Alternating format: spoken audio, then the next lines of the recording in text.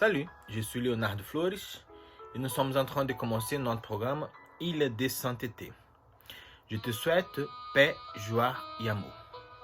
Aujourd'hui, le jour que le Seigneur fait pour nous, nous avons en train de méditer une parole de livre Bonne Sémence qui dit: il n'y a personne qui a quitté maison, aux frères, aux sœurs, aux mères, aux pères, aux enfants, aux champs à cause de moi et à cause de l'Évangile, qui n'en recevra maintenant et en ce temps-ci 100 fois autant, et dans le siècle qui vient, la vie éternelle.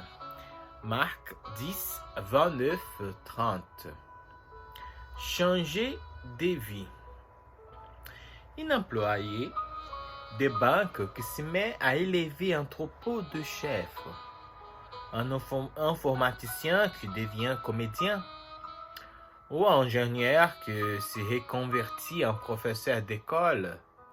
Voilà quelques exemples de personnes qui ont choisi de changer, non seulement de profession, mais parfois même aussi de vie, tout à fait conscients des difficultés qu'ils allaient inévitablement rencontrer dans cette nouvelle page de leur existence. Ils ont cependant pas hésité à faire de leur passion leur métier. Dieu propose à tous une reconversion autrement plus importante. C'est un demi-tour absolu, intime et surtout indispensable. Il s'agit de tourner les dos à notre existence loin de Dieu et de lui confier notre vie. Il s'agit de reconnaître que nous sommes pécheurs et d'accepter le pardon qu'il nous offre, pardon rendu possible par la mort de Jésus sur la croix.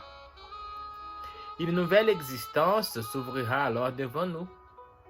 Elle ne serait pas exemptée des épreuves, mais les moments difficiles pourront être vécus avec l'aide de Dieu. Si ces changements n'impliquent pas forcément de changements matériels, car il est avant tout antérieur, il sera visible en nous. Les objectifs qui étaient les nôtres disparaîtront au profit de nouveaux buts moins égoïstes, peut-être, mais surtout en amour harmonie avec Dieu, par le secours de son esprit. Plaire à Dieu, le faire connaître autour de nous. Nous ne les regretterons pas. Alors, Dieu, dans l'histoire de salut, il y a déjà plusieurs appels. Il y a un appel de changement de vie. Il a appelé Abraham, qui a passé dénominé Abraham, Jacob, Isaac, Jacob, Israël. Et pendant l'histoire de salut, on peut voir plusieurs personnes qui sont appelées pour le Seigneur et qui changent non seulement de nom, mais de vie. Au Nouveau Testament, par exemple, nous avons Saoul, qui c'est Paul, l'apôtre Paul, Simon, Pierre, et voilà. Et toi, et moi, quel est le nom que le Seigneur t'appelle?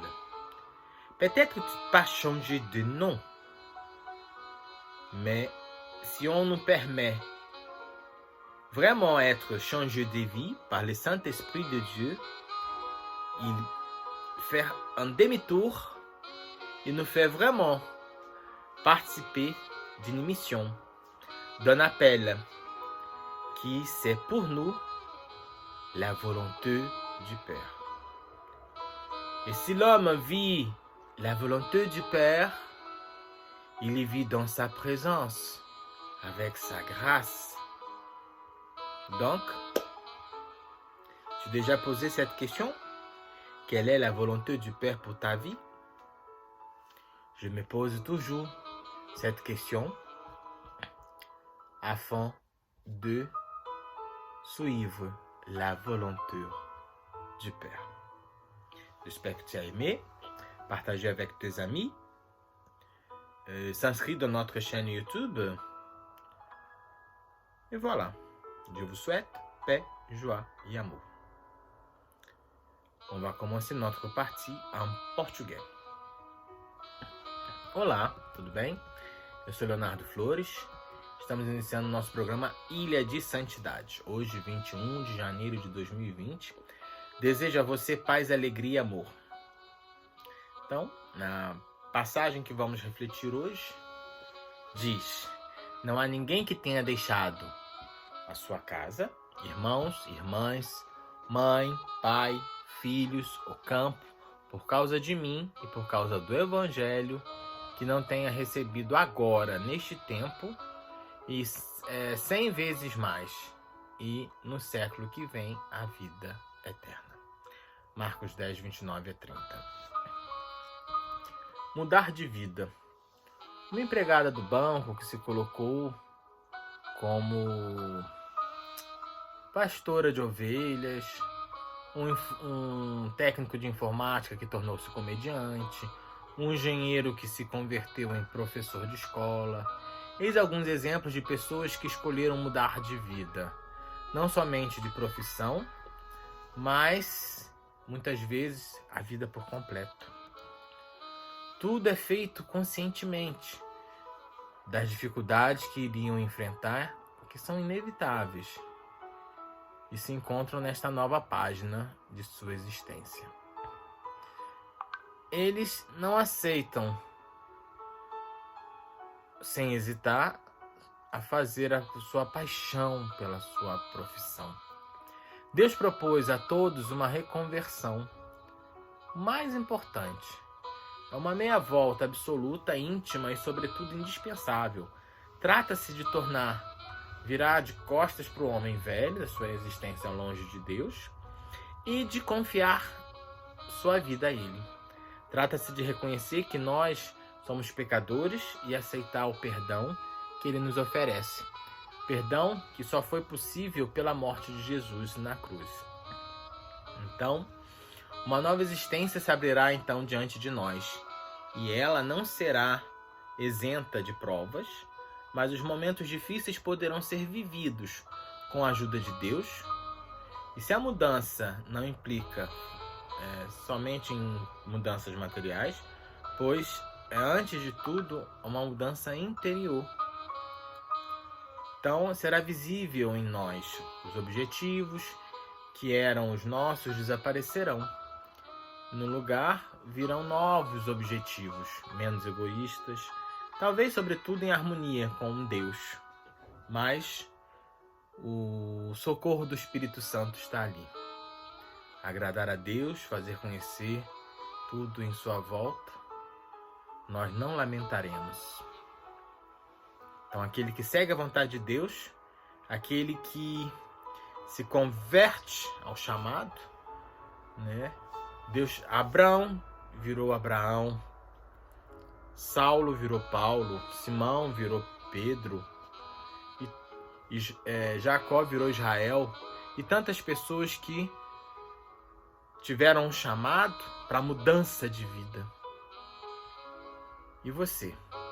Você está disposto a mudar de vida e aceitar esse chamado que Deus tem para ti? Está disposto a deixar tudo para seguir a vontade de Deus? Então essa é a reflexão que nós fazemos hoje. Estamos dispostos a seguir a vontade de Deus, a deixar tudo? Então espero que você tenha gostado. Curta, comente, compartilhe com seus amigos. Se inscreva no nosso canal para continuar recebendo as notificações e continue nos acompanhando, tá? Então, desejo a você paz, alegria e amor. Até a nossa próxima reflexão. Fique na paz.